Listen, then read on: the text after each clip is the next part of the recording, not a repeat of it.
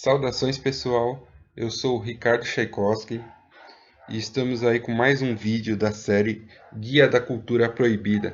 Série essa que é baseada na obra do meu grande amigo Antônio Augusto Fagundes Filho, mais conhecido como Bruxo Fagundes. Para quem não sabe, o Bruxo Fagundes está lançando um novo livro, na verdade já lançou um novo livro, que é o Livro dos Demônios, que é uma obra-prima aí da demonologia mundial, né? Eu acredito que é um dos livros aí mais interessantes para quem gosta do tema demonologia, e não só para quem gosta do tema, mas quem gosta de um bom conto, de uma boa história de terror e, e quer passar algumas noites acordado aí com medo, também é bem interessante esse livro. Mas para os magos ele tem um quê especial, que ele é constituído de algumas camadas aí de informação, que quanto mais você compreender sobre as questões ocultas, mais você vai imergir na obra, né? Eu pretendo fazer uma série sobre esse vídeo também, num futuro próximo, mas por enquanto vamos aí com o Guia da Cultura Proibida. É uma série bem bacana. E hoje eu decidi falar sobre invisibilidade, teoria e prática. Primeira coisa para se falar sobre esse assunto é que no contexto acadêmico, no contexto científico, a invisibilidade ela é estudada de uma maneira muito diligente pelos cientistas, especialmente no âmbito militar, né? A invisibilidade ela realmente faz parte aí dos estudos de inúmeros cientistas, de inúmeras forças militares, de inúmeros exércitos que realmente querem conseguir avanços nesse tipo de tecnologia, ou seja, na tecnologia que proporciona alguém ficar invisível ou passar despercebido, né? Alguns anos atrás, isso poderia soar como uma obra de ficção científica. Mas hoje realmente existem avanços incríveis nesse tipo de tecnologia, né? Refração de luz, técnicas de camuflagem muito avançadas. Você vê alguns aviões aí que são stealth, né? Os stealths que são bem avançados nesse quesito, né? Então, realmente a invisibilidade ela é estudada seriamente por cientistas e por acadêmicos. Certa vez eu vi um general norte-americano falando que toda tecnologia que chega ao grande público, que chega à grande massa, ela foi primeiramente estudada pelo exército e provavelmente o exército já está uns 10 anos na frente dessa tecnologia que é lançada para a grande massa. Então você imagina o tipo de coisa, os tipos de avanço que já não existe nesse quesito da invisibilidade, tá? Mas contudo nós vamos falar aqui da invisibilidade mágica, né? Na invisibilidade dentro do contexto da magia. E vamos deixar essa parte da tecnologia para uma outra oportunidade, porque realmente não é meu campo de estudo, né? Mas quem sabe no futuro a gente faça um vídeo sobre esse tipo de tecnologia. Se vocês gostariam de ver mais coisas sobre tecnologia aqui no canal, vocês podem deixar aí nos comentários, na descrição também, que quem sabe eu começo a produzir algum material nesse sentido. É, a invisibilidade, ela está aí na história humana, ela está documentada e caracterizada na história humana desde os primórdios, né? As civilizações antigas elas davam muita atenção a esse tipo de prática, a esse tipo de mágica.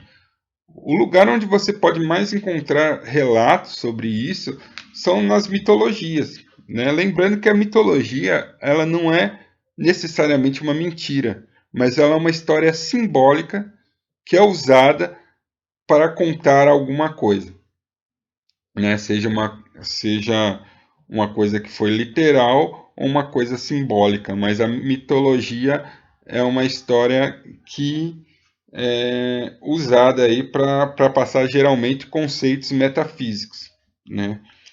Então, na mitologia, nós temos, por exemplo, na mitologia grega, nós temos Hades, né, que possuía um capacete que tornava invisível aquele que usasse.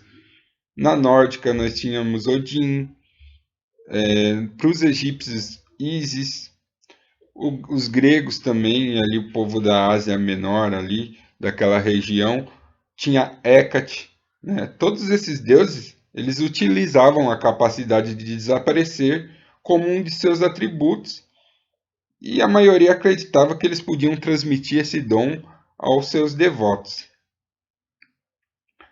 E assim, num contexto mágico, existem vários tipos de invisibilidade.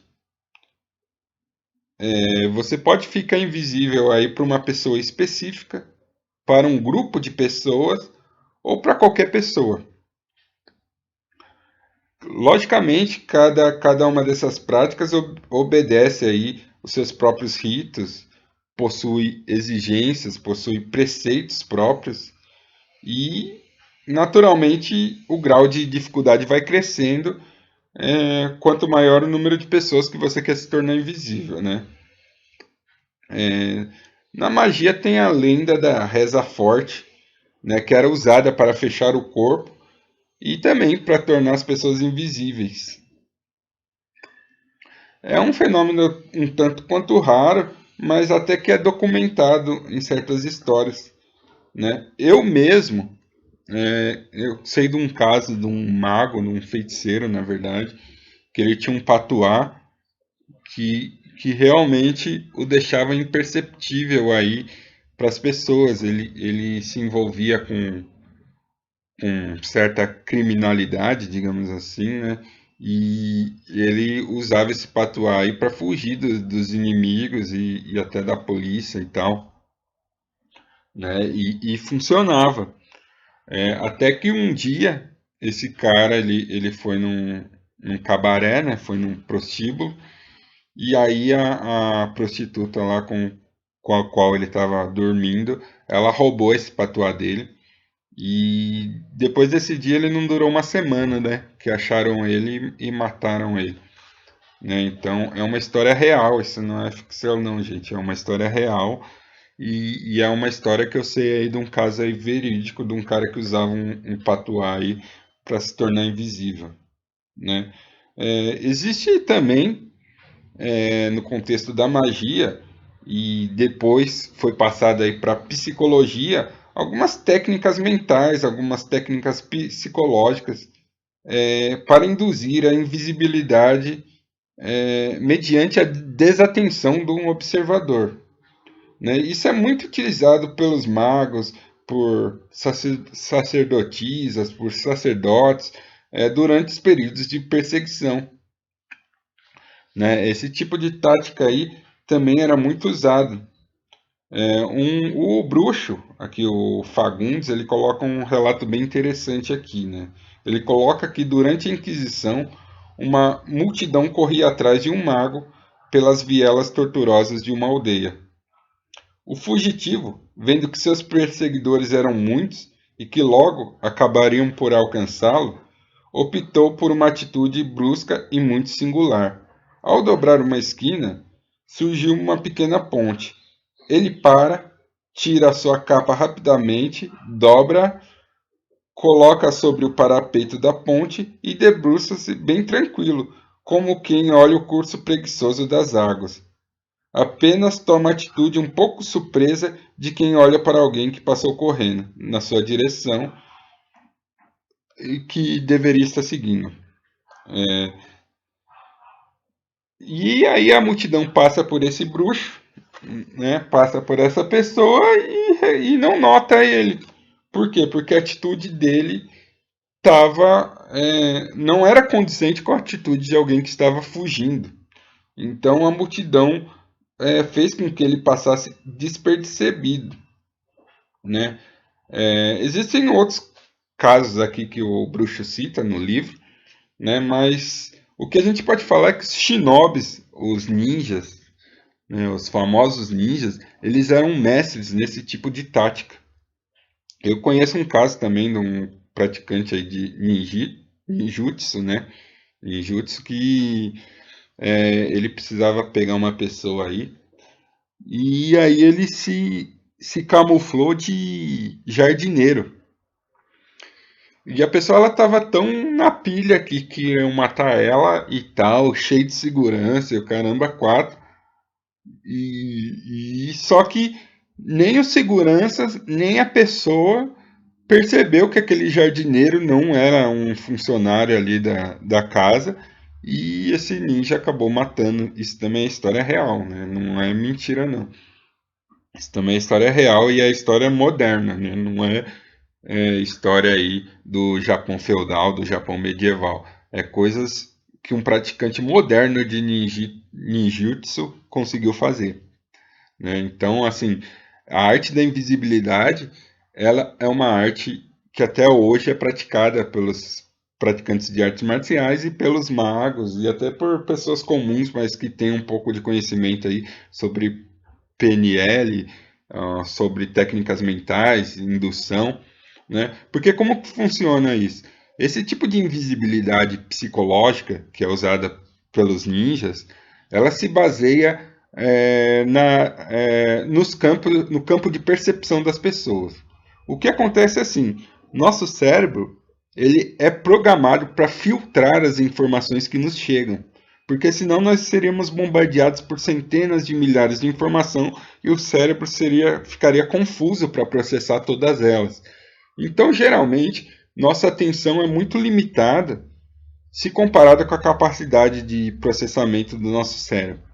Então, o que acontece? O cérebro ele vai, através do seu histórico de vida, através do seu dia a dia, da sua rotina, ele vai identificando situações que se repetem.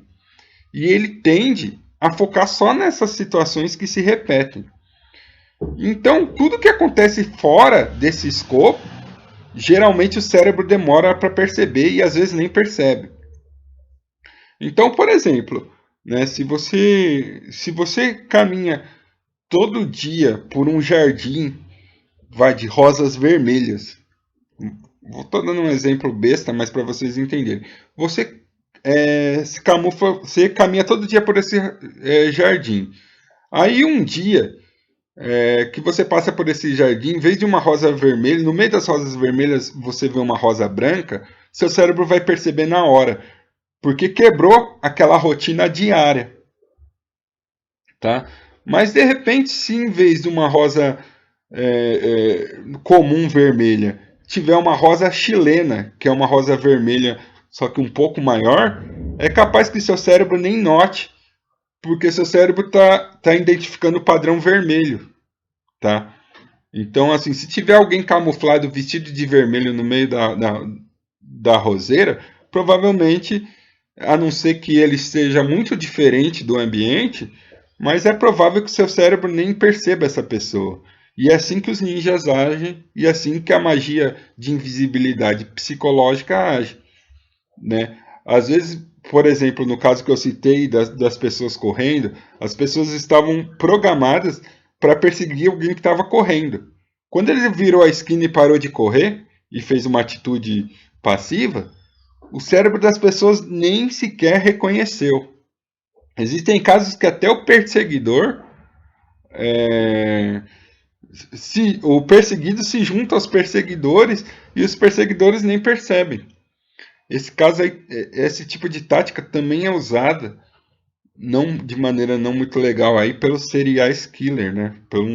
Pelo serial killer, né? Geralmente você pode reparar lá que quando as pessoas estão procurando um assassino, o serial killer também começa a procurar o assassino, como se não fosse ele, para ele se manter invisível aí da população, né?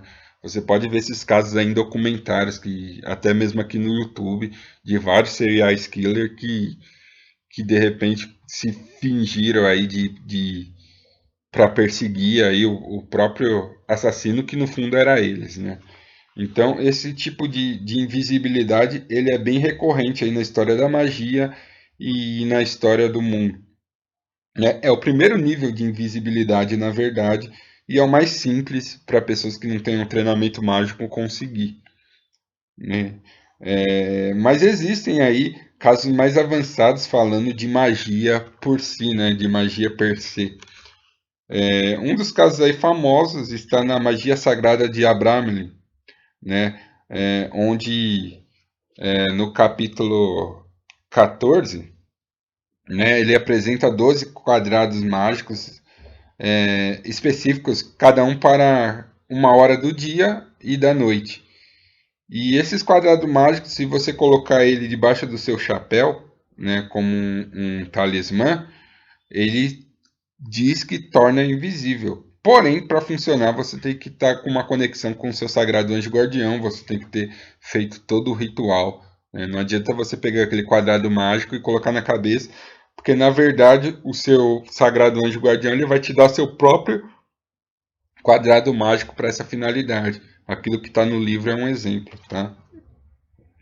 Existem aí demônios, até na Goetia, mas em outros sistemas de magia que também lidam com esse tipo de entidade, existem aí entidades especializadas em fornecer invisibilidade mágica.